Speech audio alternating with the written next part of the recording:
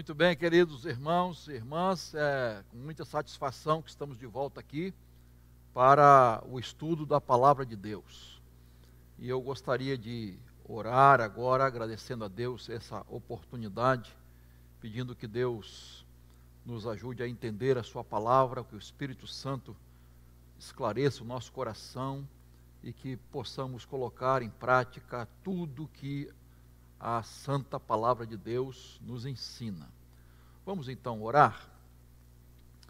Pai querido, nós te agradecemos por mais esta quarta-feira que estamos para este culto, por esse momento de oração e de estudo da tua palavra.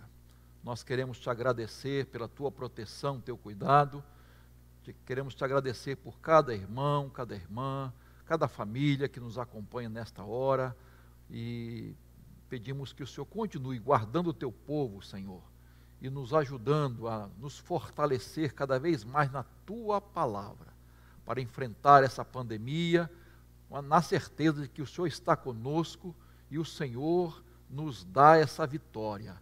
Ó Deus, oramos assim, já agradecidos, em nome de Jesus. Amém. Muito bem, abra a sua Bíblia, na primeira epístola de João, capítulo 5. Epístola de João, capítulo 5, nós vamos falar um pouquinho sobre, continuar falando de fé, não é? Nós fizemos um estudo sobre vivendo pela fé, fizemos 10 estudos sobre vivendo pela fé, e é muito interessante, muito importante nós fazermos esse esforço, buscarmos a Deus para viver pela fé.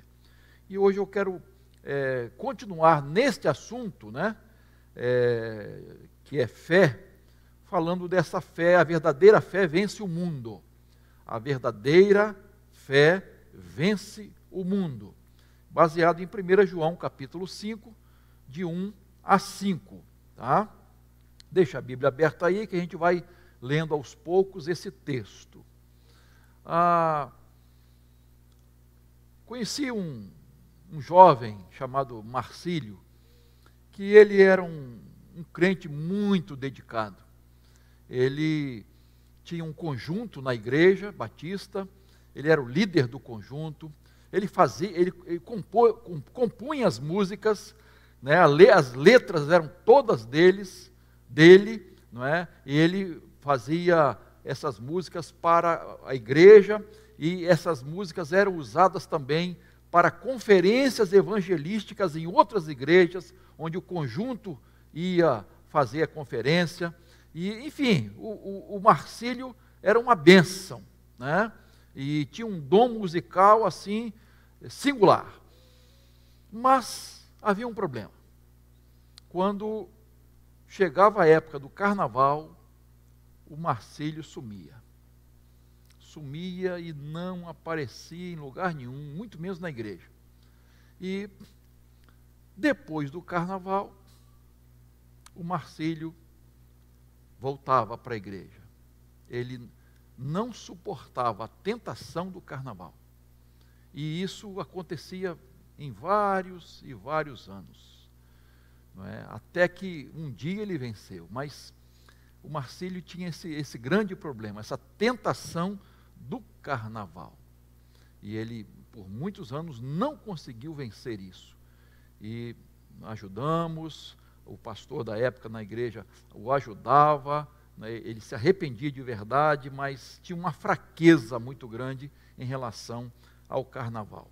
Então, queridos, o diabo, ele tenta, o mundo atrai, e a nossa carne, como Jesus disse, é fraca. Nós precisamos vencer o mundo, e a fé verdadeira vence o mundo. E eu creio que João está exatamente falando isso aqui, para que nós entendamos e busquemos esta fé, essa verdadeira fé, para vencermos o mundo. Então eu quero tirar algumas lições aqui. Em primeiro lugar, a fé que vence o mundo faz de você uma nova criatura.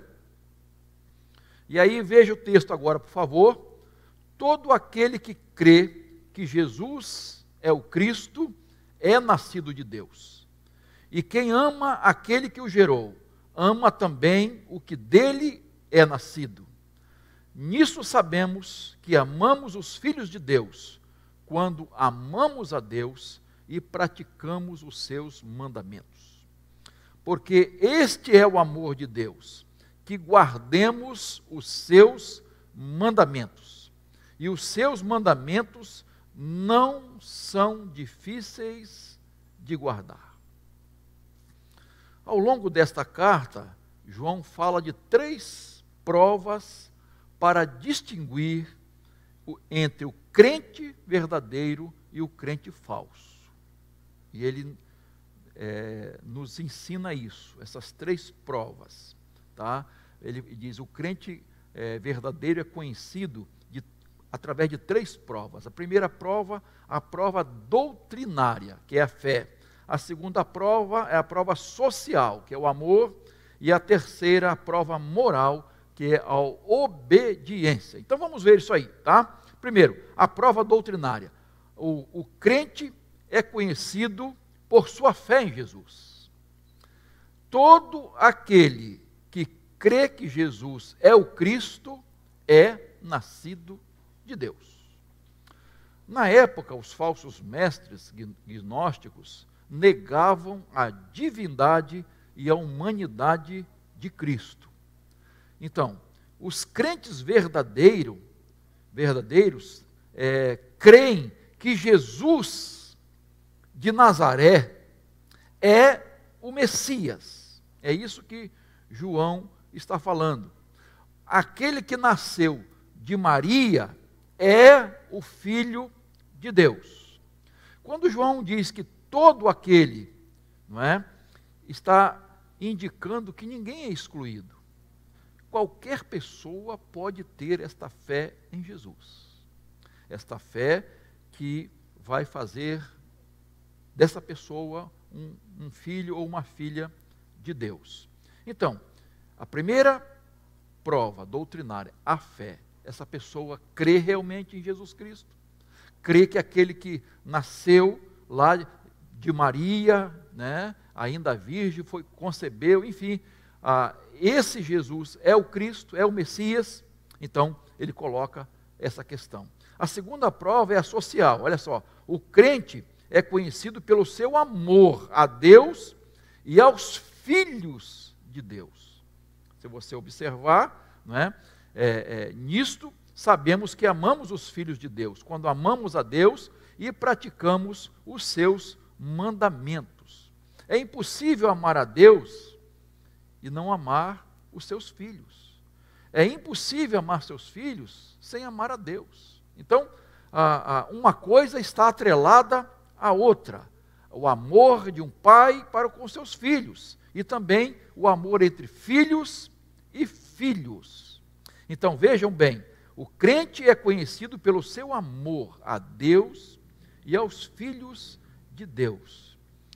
O versículo 1 diz, quem ama um pai, ama também seus filhos. Né? Então, é importante nós entendermos que nós seremos conhecidos pelo amor a Deus e pelo amor aos filhos de Deus, aos cristãos, aos crentes em Cristo Jesus.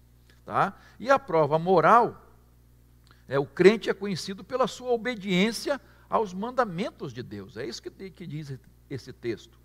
Tá? O amor a Deus é provado pela obediência aos seus mandamentos. O amor tem que ser provado, meus irmãos. O amor verdadeiro não pode ser só de gogó. Ele tem que ser provado. Deus prova o seu amor para conosco em que Cristo morreu por nós, sendo nós ainda pecadores. Não adianta só amar de palavras, não adianta ser bem intencionado, é preciso ter ações. Na quarta-feira passada, nós falamos de Tiago. Tiago diz que a nossa fé vai ser conhecida pelas nossas obras. É neste sentido que o apóstolo João está falando. A fé tem que ter ações. Se eu sou filho de Deus, se você é filha de Deus, nós vamos demonstrar isso pelas nossas ações. Como? Obedecendo aos mandamentos de Deus. Se uma pessoa não obedece a Deus, ela está demonstrando que não é filho de Deus, não é filha de Deus. Tá? John Stott diz que o amor a Deus não é tanto uma experiência emocional, como uma obediência moral. Então é importante esse amor demonstrado, esse amor prático. Tá? Às vezes a gente vê uma pessoa louvando a Deus, que coisa maravilhosa o louvor, a pessoa se coloca quase levita, subindo de uma adoração, mas isso é muito bonito. Mas e a prática? Isto é, no dia a dia, você demonstra essa consagração? Essa pessoa demonstra obediência a Deus? Se uma pessoa não obedece a Deus, ela demonstra que não ama a Deus e que não é filho de Deus. Então, João está colocando isso muito claramente, e João, às vezes não, ele é bem taxativo, muito duro em dizer as coisas. Né? Quando você lê essa carta de João, você vai ver, João pega pesado. Né? Então, mas não é pesado, é que ele deixa claro uma coisa, ou é ou não é. Para João não tem esse negócio de meio termo, irmãos. Eu sou mais ou menos. Não tem meio termo para João. Tá? Então ele esclarece exatamente isso. Então, o texto diz mais, que os mandamentos de Deus não são difíceis de se seguir. Em outra tradução diz, não são penosos. Por que os mandamentos de Deus não são penosos? Primeiro, porque amamos a Deus. Quem ama tem muita facilidade de obedecer e faz isso com alegria. Se ama realmente a Deus. A pessoa não faz por obrigação, ela faz por prazer, porque ama. Tá? Segundo lugar, porque é uma ordem de Deus. Se é uma ordem do Senhor, eu preciso obedecer, então eu vou cumprir isso. Eu vou obedecer isso. Tá? E terceiro, porque Jesus nos dá um exemplo, irmãos. Por isso que não é difícil. O próprio Jesus, ele fez. Tá? Então Jesus não diz para nós fazermos uma coisa se ele não fez. Tá? Então, se ele disse que devemos tomar a cruz, é porque ele já tomou.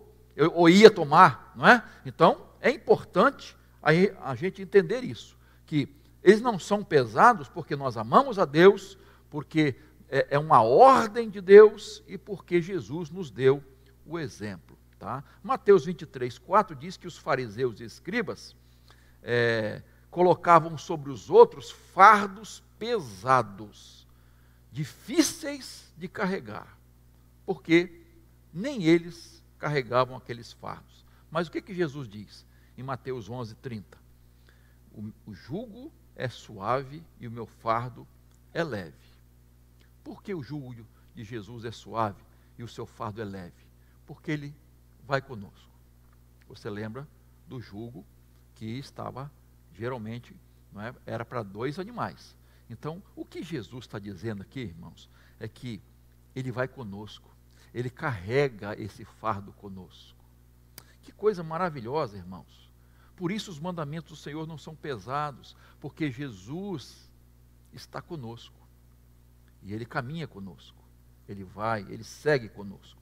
Então não há desculpas de não obedecer os mandamentos do Senhor. Não é? Que às vezes as pessoas, os mais fáceis obedecem, e os mais difíceis, vamos dizer assim, não querem obedecer. Ou a gente obedece, ou não obedece.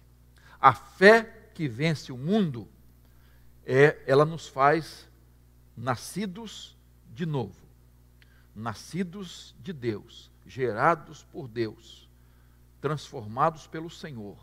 E esse novo nascimento me faz amar a Deus, amar os irmãos, obedecer a Deus e todos os seus mandamentos, que não são penosos, porque Jesus nos dá o exemplo, porque Jesus está conosco, porque Jesus vai caminhando conosco. Segundo lugar, veja aí, vai para o verso 4 agora. Essa fé é a que nos faz vitoriosos. Esta fé que vence o mundo, não é? que nos faz realmente vitoriosos. É isso que diz o verso 4, porque todo aquele que é nascido de Deus vence o mundo. E esta é a vitória que vence o mundo, a nossa fé. João ressalta que a pessoa vitoriosa não é por ela, mas pelo poder de Deus. A ênfase está no poder vitorioso. A ênfase não é nem na pessoa vitoriosa, mas no poder vitorioso. Não é o homem com a sua própria força, tá? Mas o fato dele ter nascido de novo, isto é, Deus se faz presente na nossa vida, tá? O Espírito Santo entra na nossa vida, né? Nós somos templo do Espírito Santo, e por isso nós vencemos o mundo. Porque Deus está conosco. Então, Ele nos faz vitoriosos. Esse poder vitorioso nos faz vitoriosos. Augusto Nicodemos diz que a vitória sobre o mundo não se deve à fé propriamente dita, mas ao seu objeto, Cristo, o qual tem vencido o mundo e torna os que verdadeiramente creem nele mais do que vencedores sobre o mundo. Então, é esse poder que está dentro de nós que nos faz vencedores. A palavra vencer, tá? É interessante que no original, a forma verbal dessa palavra vencer dá a ideia assim de vitória contínua em meio à luta incessante. É muito interessante essa palavra. Vitória contínua no meio de luta incessante. A vitória de Cristo sobre Satanás, sobre a morte, sobre o pecado, nos dá essa certeza da vitória. Tá? Então, como é importante nós crermos no Senhor Jesus, essa fé depositada totalmente em Deus, e ela então nos torna vitoriosos sobre o mundo. Jesus disse que no mundo teríamos aflições, mas tem de bom ânimo, eu venci o mundo. Então, se Jesus venceu, e se Jesus está conosco, e está, então nós venceremos o mundo pela fé.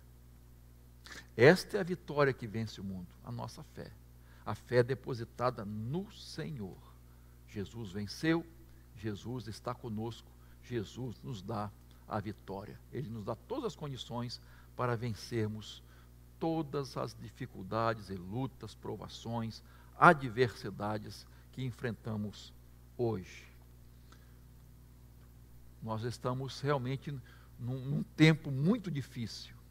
Todos nós, não só no Brasil, no mundo, estamos tendo um momento singular.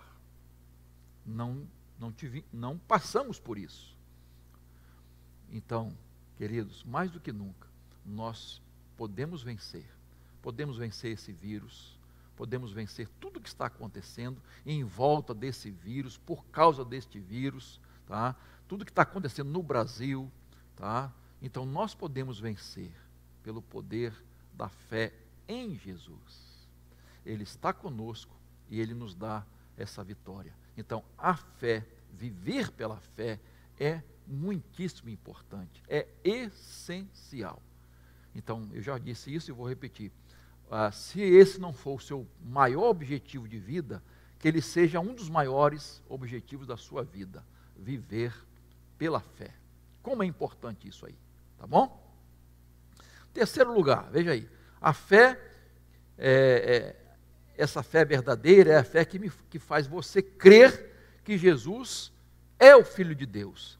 Crer em Jesus Cristo como Filho de Deus. Veja o verso 5. Quem é que vence o mundo, senão aquele que crê ser Jesus Cristo o Filho de Deus? Então, volto a dizer, os gnósticos faziam distinção entre o Jesus histórico e o Cristo divino. Negavam as duas naturezas de Jesus, a humana e a divina. Então, Jesus não é meio Deus e meio homem. Jesus 100% Deus e 100% homem. Jesus é Deus, homem. Quando João combate então essas heresias, ele está falando em relação a esses falsos mestres que negavam a humanidade e a divindade de Jesus. Então ele diz que a pessoa salva, ela crê que Jesus Cristo é o Filho de Deus. Ela crê no Jesus que foi revelado por Deus, não aquele Jesus que as pessoas inventam, não é? Então, você hoje mesmo, você vai ver que as pessoas falam de Jesus. As igrejas, de um modo geral, falam de Jesus. Mas que Jesus? E o apóstolo Paulo, ele fala dos clones. Ele diz que nós precisamos prestar atenção e ficar vigilantes, porque existe um falso Jesus. Existe um falso evangelho. E existe um falso espírito. É isso que Paulo diz. Então parece que é um clone. Não é o Jesus verdadeiro. Não é o evangelho verdadeiro. Não é o Cristo verdadeiro. Não é o Espírito. O que as pessoas estão recebendo não é o Espírito Santo de Deus. Então, os falsos mestres diziam que Jesus de Nazaré tornou-se filho de Deus ao ser batizado por João Batista. Veja só. O que eles diziam? Jesus de Nazaré tornou-se filho de Deus ao ser batizado por João Batista. Cristo cresceu, não é? Então, e quando ele foi batizado, quando ele começou o seu ministério, então ele se tornou o Filho de Deus. E não é assim.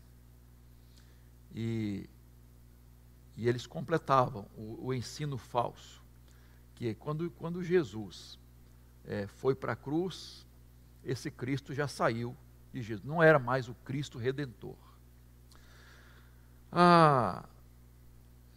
Olha aqui que falsidade, que pregação falsa, né? O Cristo desceu sobre Jesus no batismo, abençoou o seu ministério, mas partiu antes do seu sofrimento na cruz. Falsa doutrina. E o verso 6, veja lá. Este é aquele que veio por meio de água e sangue. Por que João está dizendo isso? Ele está fazendo referência ao batismo e à morte de Cristo. A água em relação ao batismo e o sangue em relação à morte de Cristo. John Stott nos alerta o seguinte. Ele diz, essa heresia é muito séria. Ela solapa os alicerces da fé cristã e nos priva da salvação em Cristo. Se o Filho de Deus não se tornou a nossa natureza em seu nascimento e em nossos pecados, na sua morte, não é? Ele não pode nos reconciliar com Deus. Se Jesus não tinha nossa natureza, se ele não levou nossos pecados para a cruz, se ele não era o Cristo lá na cruz, então nós estamos perdidos. E é essa mensagem que os falsos mestres pregavam. Tá? Os principais sacerdotes e fariseus chamavam Jesus de embusteiro. É a ideia de mentiroso, embusteiro. Outros disseram que Jesus foi um tipo de um religioso fanático. Os gnósticos diziam que Jesus, né, era apenas um homem comum, sobre o qual veio o Cristo no batismo e esse Cristo o deixou quando ele foi crucificado. Ao longo da história, Ário de Alexandria disse que Jesus foi o primeiro a ser criado por Deus, negando a pré-existência de Jesus, a divindade de Jesus. Né? Você sabe que até hoje os testemunhos de Jeová não creem em Jesus como Deus. Os espíritas, eles enfatizam Jesus, o mestre. Não estão errados, se Jesus é o mestre por excelência. Mas não só isso. Jesus não é só o nosso mestre por excelência. Não para aí. Tá? Os muçulmanos dizem que Jesus foi apenas um grande profeta. João apresenta argumentos contra essa heresia em relação a Jesus. Todas as heresias. E o verso 6 a 8, observa aí, deixa a Bíblia aberta. Ele fala dos 3 testemunhos na terra: o Espírito, a água e o sangue. E no verso 7, ele fala das 3 testemunhas no céu, pois há 3 que dão testemunho no céu: o Pai, a Palavra e o Espírito. E estes 3 são um. Então, o céu e a terra. O testemunho é no céu e na terra que Jesus é o Cristo, divino e humano. Há testemunhos, então, no céu e na terra da divindade e da humanidade de Cristo. Recusar esses testemunhos é um pecado, um grande pecado que nós cometemos ou que alguém possa cometer. E muitos ainda são incrédulos porque não creem em Jesus como ele realmente se revelou. Então, o propósito de João é mostrar que Jesus é o mesmo, desde o seu nascimento até a sua morte. Ele é o mesmo Jesus, o homem Jesus e o Cristo Deus. É a mesma pessoa, tá? Do início ao fim. Então, João focaliza, enfatiza esta fé. Esta fé. Por que eu estou dizendo isso, irmãos? A questão da fé, né, não é simplesmente ter fé. Qual a base de nossa fé? Quais são os termos dessa fé? Em quem depositamos essa fé? Qual o objeto da nossa fé? Então isso é muito importante. Eu não posso depositar minha fé num Jesus falso, que não se revelou através das Escrituras, que não é conhecido através das Escrituras. Então, é muito importante nós entendermos isso. Eu sei que às vezes complica um pouquinho, mas é importante a gente definir muito bem esse Jesus que cremos. Os versos 11 e 12. E o testemunho é esse, que Deus nos deu vida eterna, e esta vida está no seu Filho. Aquele que tem o Filho tem a vida. Aquele que não tem o Filho de Deus não tem a vida. Então, a fé que vence o mundo é a fé em Jesus Cristo, Filho de Deus, o Messias prometido, aquele que nos dá certeza de salvação, aquele que nos dá vida eterna, aquele que transforma as nossas vidas. É esta fé que vence o mundo. Então, veja bem, quando se fala de fé, devemos observar 3 coisas, só para enfatizar. Em quem cremos, quais são os fundamentos dessa fé?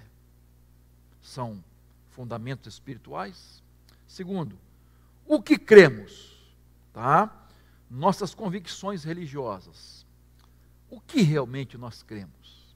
E terceiro, como cremos, tá? Nossas práticas religiosas são evidências da nossa fé. A nossa fé precisa ser demonstrada. Então, João trabalha muito sobre isso, tá? Para que não sejamos enganados. Como eu falei lá em Paulo, quando ele fala em 2 Coríntios 11, 4, ele fala do outro Jesus, do outro Espírito, do outro Evangelho. Então, nós não podemos falhar. O crente em Cristo não pode falhar na sua fé. Ele não pode ser enganado. Ele não pode desviar a sua fé deste Jesus revelado nas Escrituras. Então é muito, muito, muito importante a gente entender isso, queridos. Porque a fé define toda a nossa vida. A nossa vida aqui e a nossa vida na eternidade. Então, que você possa entender isso, tá? Eu quero concluir esse estudo. Tá? Então, qual é a fé que vence o mundo? Tá? Essa fé que nos faz nascer de novo para uma nova vida, nos torna novas pessoas em Cristo. Tá? Então, o crente verdadeiro é conhecido por sua fé, pelo seu amor aos irmãos e pela sua obediência à palavra de Deus. Olha só, vou repetir. O crente nascido de novo, ele A sua fé o faz nascer de novo. Então essa fé é demonstrada como? Tá? Quando ele crê em Jesus, nesse Jesus revelado. Tá? Então, essa fé é demonstrada pelo amor aos irmãos, é na prática desse amor. E também a prática desse amor demonstrada na obediência aos mandamentos do Senhor. E ele diz então, essa fé nos faz vitoriosos. É essa fé que nos faz vencer o mundo. Tudo aquilo que o mundo está nos oferecendo, né, ou oprimindo, né, as aflições, nós podemos vencer somente por esta fé verdadeira, esta fé que nos faz crer em Jesus Cristo como Filho de Deus. Que Deus te abençoe, te ajude e nos ajude. Se você já tem essa fé, persevera nesta fé, guarde esta fé, não se desvie dessa fé jamais, não deixe que nada venha desviar você do caminho de Deus, nem pandemia, nem maus testemunhos, escândalos, não deixa nada te desviar da sua fé em Jesus, em momento algum. Persevere nesta fé, porque é a fé que te faz vitorioso e vitoriosa diante deste mundo. E é esta fé que nos faz filhos de Deus, verdadeiros filhos de Deus, salvos, transformados por Jesus, aquele que morreu para o mundo e ressuscitou para uma nova vida. É a fé que faz isso, mas a fé depositada em Jesus, no Jesus revelado nas Escrituras. E isso é muitíssimo importante. Eu espero que você tenha entendido.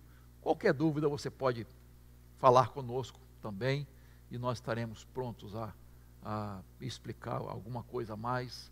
Estamos abertos aí. Faça contato conosco, se você é membro da igreja ou se não é, nós estaremos sempre à disposição para conversarmos e tirarmos dúvidas, tá bom? Que Deus te abençoe. Vamos orar? Senhor, te agradecemos por mais um momento de estudo da tua palavra. E nós agora queremos colocar cada pessoa que está nos acompanhando nesse estudo. É possível, Senhor, que essas pessoas tenham seus motivos de oração.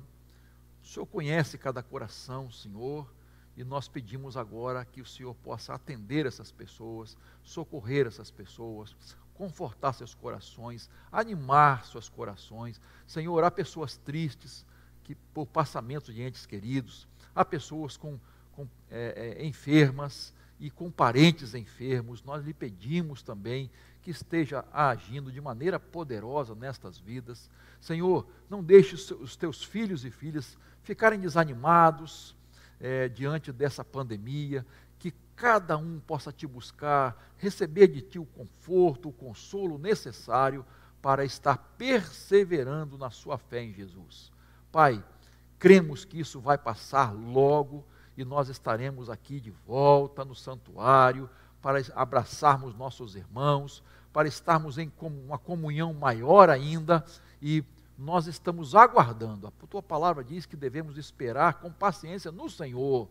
O Senhor se inclina para nós, ouve o nosso clamor, o Senhor nos tira de situações difíceis. Por isso, Pai, a nossa fé é depositada no Senhor. Por isso, nós te agradecemos já pela vitória que o Senhor nos dá diante do mundo, e que essa fé possa ser preservada no coração de cada cristão. Nós oramos em nome de Jesus. Amém. Só lembrar a você que ainda não estamos podendo nos reunir no santuário. Você acompanha, logicamente, os noticiários, e há um decreto para voltar, e decreto cai, e não sei o quê. Enfim, nós estamos aguardando termos segurança total para estarmos de volta aqui. Então, brevemente, em nome de Jesus, nós estaremos mencionando o dia da volta para o templo. Não esqueça de você também pegar o seu kit da ceia, tá? Eles estão sendo distribuídos aqui na igreja até sábado, das 8 da manhã às 8 da noite. Então, venha, pegue o seu kit para você, para a sua família, e nós estaremos, então, domingo que vem, de manhã, celebrando a ceia do Senhor. Tá bom? Que Deus te abençoe e que fortaleça cada dia. Amém.